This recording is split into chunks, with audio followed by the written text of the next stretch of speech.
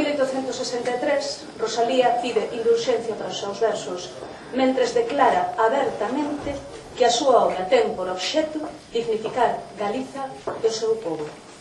Desde entón, cantas obras non podemos citar que obedecen a este mesmo obxectivo?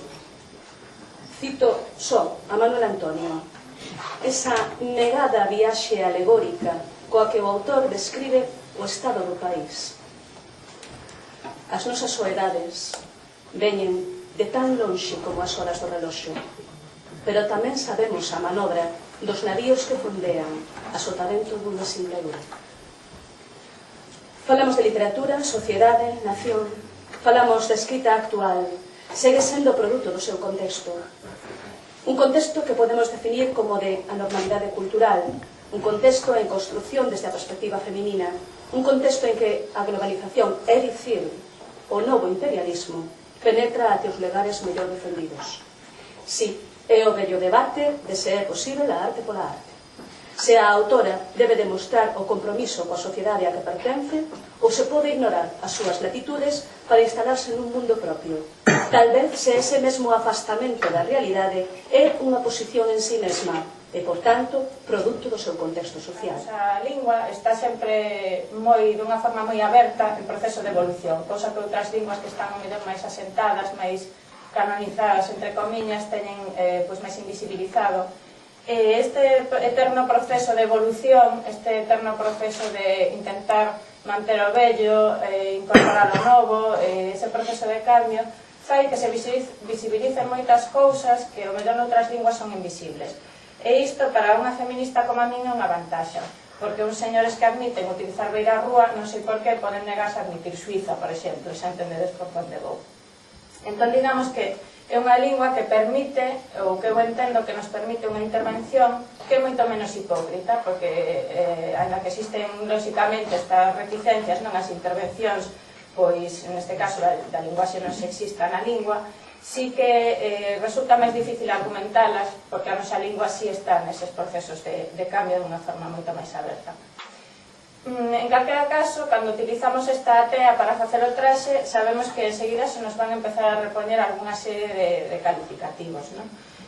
Por unha banda, sabemos que hai un cuestionamento permanente, e falo da sociedade, ou as percepcións que eu teño, lóxicamente esta é a miña visión personal, as percepcións que eu teño da sociedade. Por unha banda, está o cuestionamento da calidade, parece que este material que temos para facer o traxe está en permanente cuestionamento si dá traxes de calidade ou non. Eu, en canto escritor de poesía, non me considero militante de ninguna causa política. É dicir, non me vexo como soldado de ninguna empresa colectiva. Non pretendo ocupar un oco no dicionario simbólico dos voces xenerosos. Non pertenzo a redes escarlatas, nin a Galiza Nova, só creo que son socio da mesa, pero non. Tampouco estou interesado en conseguir que algún día, cando a morte me sorprenda, alguén deposite sobre o meu cadaleito ou sobre as miñas cinzas unha bandeira coa estrela vermella ou calquera outra. Tenme sin cuidado. Esa me deixasen escoller, preferiría ser lembrado como un discreto autor de versos, xa non digo poeta, antes que como un intelectual redentor de patrias. Aínda que, como decía antes o Leo, todos imos morrer, o máis probable que non resulte lembrado de ningún xeito en especial, como lles acontece ao 99% dos habitantes deste planeta.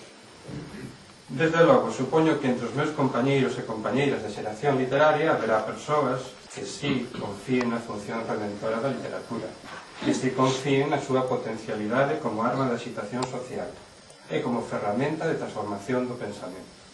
Por suposto, a min esa crenza semellame lícita, pero, personalmente, coido que a influencia da literatura na evolución da sociedade galega contemporánea ven sendo máis ben marxinal, a pesar de Castelao, Celso Emilio, Manuel María, Saicho Sende, todos os ilustres exemplos que nos veñen a memoria. Esta decisión dos chamados precursores, tomada hai menos de 200 anos, e que foi a decisión dunha minoría ilustrada e profundamente comprometida coa realidade galega, tivo a súa continuidade en diferentes momentos do século XX, cando xa se foi forxando a existencia dun suxeito colectivo, o nacionalismo galego, que entendía o feito literario como un elemento necesario dunha nova consciencia política e social.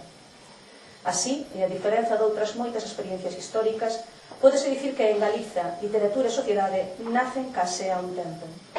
A literatura galega nacía para dar expresión e voz propia a unha sociedade que, como tal, era inexistente naquela altura, invisible como estaba nas marxes dun marco sociopolítico e xurídico que imposibilitaba a súa emerxencia como feito específico e diferencial. E sectores desa sociedade dormida foron os que promoveron o acordar dunha lingua e, ao cabo, dunha literatura que, sen dúbida, foi fundamental para o seu propio recoñecemento como sociedade, isto é, como pobo galego.